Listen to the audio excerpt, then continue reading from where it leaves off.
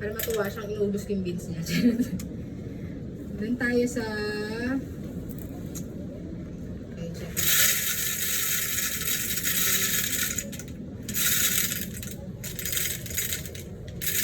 Wow, so nakikita niyo mga coffee beans? May nakikita ba kayo iba't ibang shape? Meron, ma'am. Okay.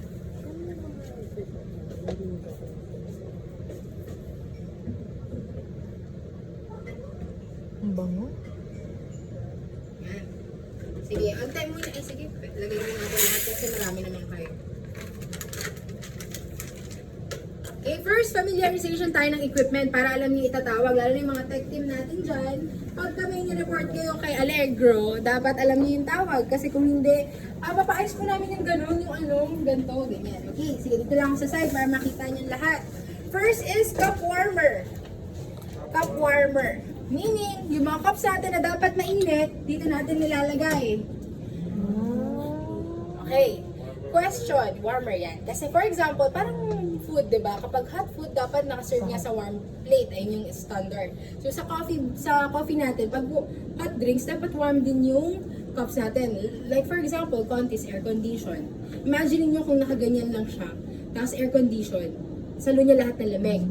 Pag gayon, pag dispense mo ng mainit dito, naglagay ka ng mainit, anong mangyayari sa mainit? Lumalamig. Lalamig agad. Anong mangyayari? Anong sasabihin ng customer? Di mainit, di mainit yung kape ko, bakit ganito? So, complain siya. Kaya kailangan, wino-warm natin yung mga hot mugs or ceramic mugs or cups na ginagamit natin. Pero kapag disposable, no problem. Kasi hindi naman siya nag-absorb ng lamig. Usually. So, okay. Cup warmer. Tech team, please take note. Cup warmer lang. Pwede ba dito maglagay, yung iba kasi nakikita ko, nilalagyan ng basahan. Bawal. Para matuyo. Or maglalagay dito ng basahan para yung mga hinugasan nila, lalagay nila dito para matuyo din. Para lang may sasalo ngayon, exhaust kasi din to ng machine. Mainit yung machine natin. Pinipigilan natin lumabas yung singaw ng init ng machine. Anong mangyayari? Ano nangyayari sa sasakyan pag masyado mainit? Overheat. So, same with machine. So, dapat nakakahinga rin yung machine. Then, pwede bang, for example, ang daming tao sa Conti, sa G-Coffee. Naubusan ako ng ceramic mugs. So, hugas ka nga. Kunwari, Aris, pagkahugas na, nilagay niya muna dito. Pwede or bawal? Bawal. Bakit? Kasi basa pa yung cup. Bakit? Cup warmer naman siya. Pwede or bawal? Bawal. So, anong meron ba sa loob? Electrical, at kung ano-ano pang parts ng machine. Na kapag natuluan yun, lalo na kung for example may kalaban tayo, taga-ipis, may namatngat, tapos natuluan ng tubig, anong mangyayari sa machine? Shit, sira. Ngayon, bakit natin tinuturo din kung paano alagaan si machine? Kasi hindi rin biro yung price na hulaan niyo kung magkano. 500. Higher? 600. Bunker, higher, lower. So, itong machine na to is 360,000. Okay. Ma'am Nari. So, kailangan niyo siyang alagaan kasi hindi yun biro. Ayoko na. Ayaw Okay? na. Pero, Machine pa lang yun. Wala pa. mahal ang equipment pero ang daming pinayaman yan ngayon kasi nandyan yung pera ngayon nasa coffee business. Kasi mga addict yung mga tao sa kape na ngayon. na. Lahat parang tayo dito nagkakape na eh, di ba? Okay. So next is, pag nakita niyo ang mga espresso machine, yan, kahit hindi Allegro, kahit hindi Nova Simonelli. Nova Simonelli is from Italy. So Italian brand siya. So saan ba nang galing yung espresso? Sa Italy. So sila talaga yung expert pagdating sa mga equipment.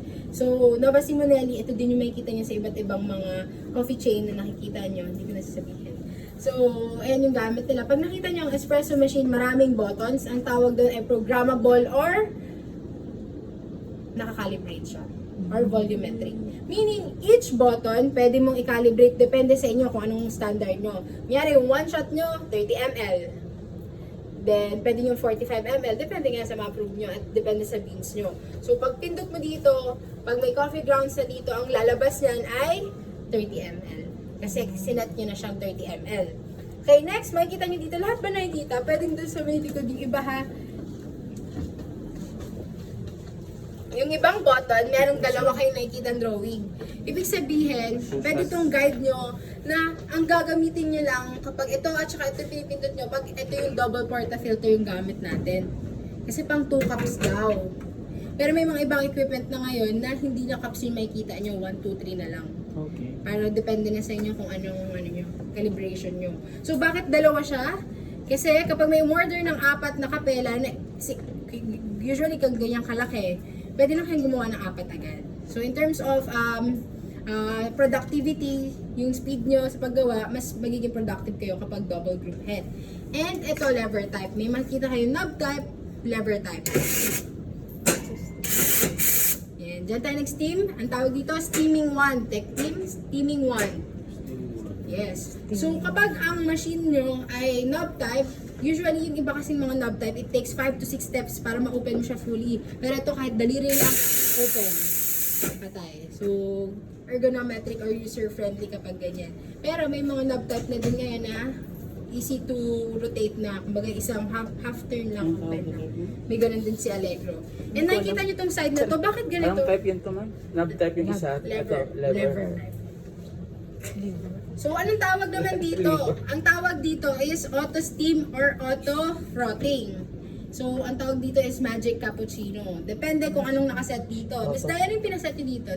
Cappuccino or latte? Cappuccino kasi mas mahirap i-achieve yung cappuccino than the latte, di ba? Okay.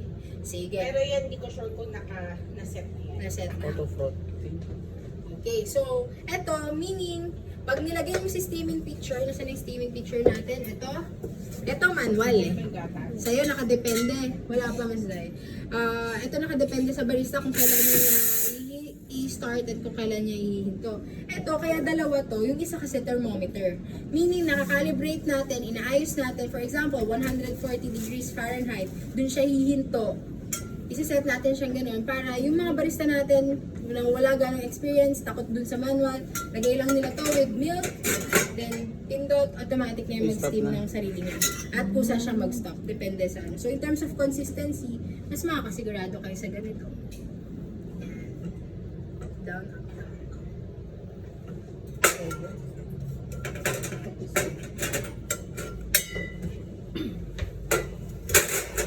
Yan. Minsan hindi lang ganyan.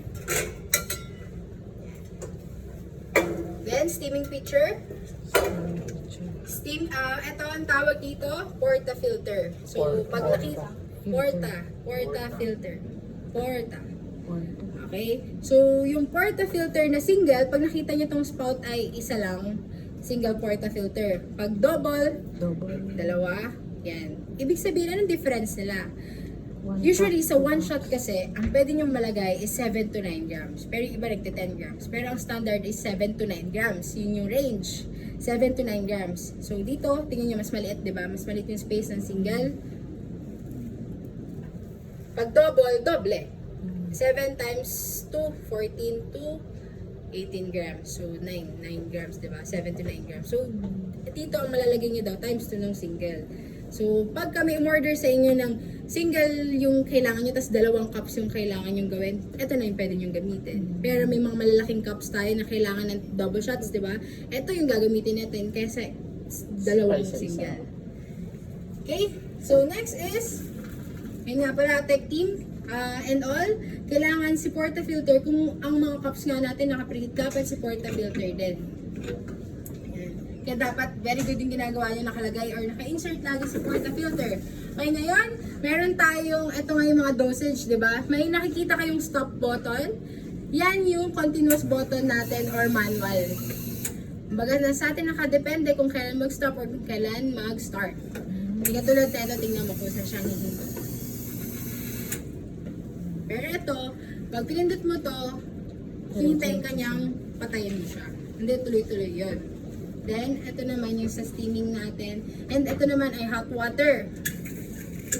Yan. Sa hot water natin, saan ginagamit? Very good. For example, nas Contis. May pasta si Contis, di ba? Naubusan si chef ng hot water. Pwede bang kumuha ng hot water sa espresso machine? Pwede? Yes, bakit hindi? Kasi may thermos naman kami ba? May thermos. Hindi ba? Kasi it's intended only for coffee. Coffee. Yes. So, pwede naman. Pwede naman kayong kumuha. Kawawa naman si chef, pinagmamadali na nga eh. Pero sisirain niyo si machine. So, anong mas mura at mas madali? Magpakulo, maghintay si chef ng magpakulo ng tubig, or ubusin niyo yung 6 liters na to. Tapos, mabibigla si machine dahil inubos niyo yung 6 liters na laman ng boiler niya, karga siya, papakulo siya, hirap na hirap siya magpakulo. So, yung usually na lifespan ng machine na umaabot ng 20, 30 years, depende sa pag-aalaga nyo. Sige, 2 taon na lang. So, yun. So, kapag na-overuse natin, parang sasakyan lang yan. Sino may mga sasakyan dito? Yan. For example, meron kayong sedan. Tapos, ginamit nyo siya sa lipat bahay. Pwede ba siya? Ano mangyari sa sasakyan nyo? Masisira. Kasi nga, hindi yun yung purpose niya, di ba? Mabubugbog siya, ang dami pwedeng sakit ng lumabas sa kanya kasi nga, ino-overuse nyo siya. So, same with espresso machine. Kaya ginajowa to. Okay? Ma'am, excuse lang po. Yung pong, yan pong dalawa, pwede pong magpalitan po. Yes, pwede. So, kapag may group head kayo, dapat wala kayong favoritism. Dapat gagamitin nyo both side. So, for example, ang calibration nyo, kunyari lang ha, dalawa lang yung cups nyo. Isa 30 ml, isa 60 ml. Pero, sabi nyo, dalawa lang naman kailangan natin, dalawa lang gamitin natin. So, paano na lang yung ibang buttons? Kung hindi nyo kailangan ng other option, i-copy nyo siya. Kung ano to, ganun din siya. Para kahit anong pindutin nila sa single, 30 ml yung lalabas, para hindi na bubugbog yung isang button. Ano mangyayari pag nabugbog yung isang button? Masisira. Hindi siya masira. So, dapat balance lang. And also, sa group head, yung tanungan ni, ano name ulit? Ayan, Geraldine. Ayan, silip kayo sa ilalim. Silip kayo sa ilalim ng machine. Ayan. Ano nakikita nyo? Screen at gasket or yung itim yon. So, kunyari ito yung group head. Merong itim sa gilid na parang goma. At yung screen dun lumalabas yung water. Yan yung mga wear and tear or parang sa sasakyan siya yung gulong na pinapalitan. Kasi siya yung nagagamit siya yung na-expose sa, di ba ito, labas-pasok tayo ng porta-filter. So, yung gasket na yun or yung rubber na yun, ang ginagawa kasi ng espresso machine, nag-a-apply dun sa porta-filter natin or sa coffee pack natin dito sa coffee grounds ng pressure and hot water. Ngayon, yung pressure na nilalabas ng, ayan o, yung pressure na nilalabas ng machine, kapag worn out na yung gasket nyo, sumisingaw yung hangin. So, paano kayo makakapag-extract ng maayos na kape? Kung yung pressure na dapat ina-apply niya sa coffee grounds, sumisingaw sa gilid. So, dapat pinapalitan nyo. Paano nyo malalaman kapag worn out na? Kapag may nagli-leak na tech team, pag may nagli-leak na sa gilid. So, dapat i-advise nyo din yung mga barista nyo na magsalita kapag ang porta-filter ay umabot na dito, nasa 5 or 4 o'clock na. Kailangan 6 lang. Kung hindi, asahan nyo magkakaroon kayo ng complaint kasi hindi nila na-extract ng tama yung kape nila. Dapat 6 lang. Pero usually kapag brand new yung mga machine, minsan ganito nyo lang makikita. Kasi masikip pa yung rubber.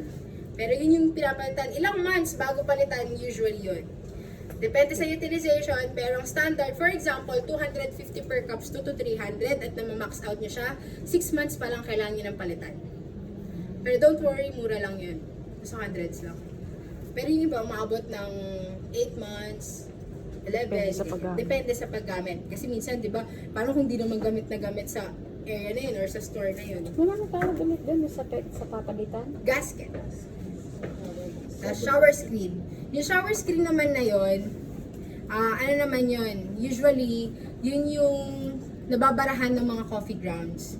Ng mga sobrang fine na coffee grounds. So, pag nabarahan yun, hindi na siya nakakapaglabas ng tubig. Then, yung mga tubig na nilalabas niya pa, nadadaanan yung mga sunog na coffee grounds na yun. Yung na-stuck na doon sa shower screen. Okay. So, porta-filter, group head ang tawag. Anong meron sa loob ng group head na pinapalitan lagi? Yun, very good. So, makikita nyo dito naman, ito, very important.